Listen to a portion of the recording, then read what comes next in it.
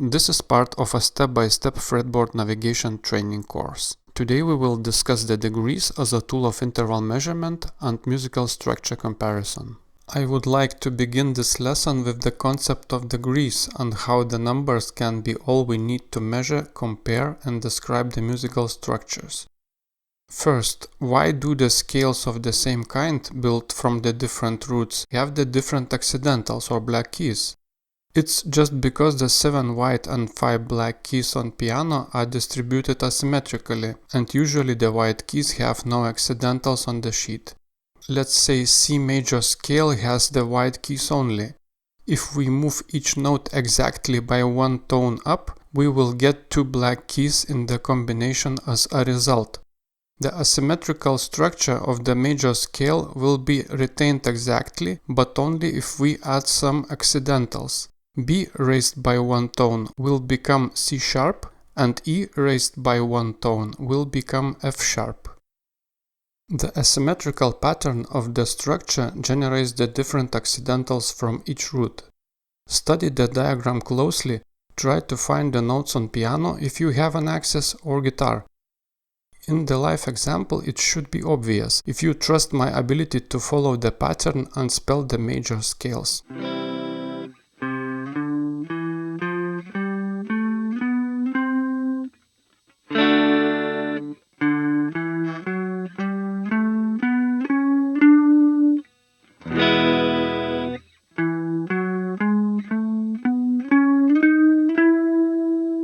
We can do ourselves a favor. Replace the white keys or the notes of the C major scale with the numbers, also known as degrees, 1, 2, 3, 4, 5, 6, 7, instead of C, D, E, F, G, A, B.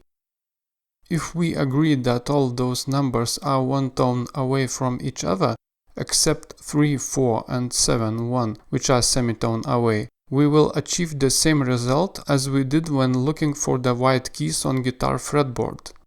However, this approach has a crucial advantage. We can measure any major scale in numbers 1, 2, 3, 4, 5, 6, 7, not only C major. The numbers represent the structure or the distances between the notes. The root tells us what note is the first degree in the musical structure.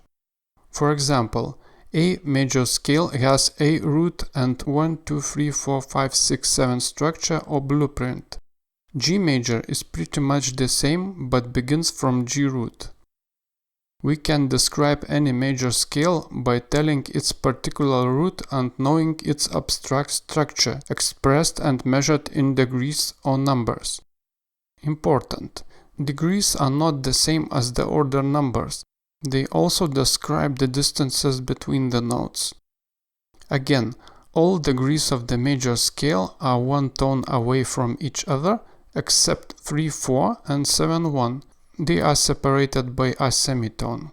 We will discuss the origins of the musical structures later. Now I just would like to tell you that musical structures are strikingly similar.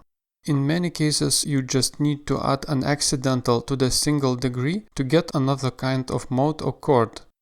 Let's see how the minimal updates of the major scale turn it to Mixolydian mode, then to Dorian mode, then to a minor scale. All you need is to have a clear blueprint of the major scale, 1, 2, 3, 4, 5, 6, 7 in your head. Everything else is the variations of the same.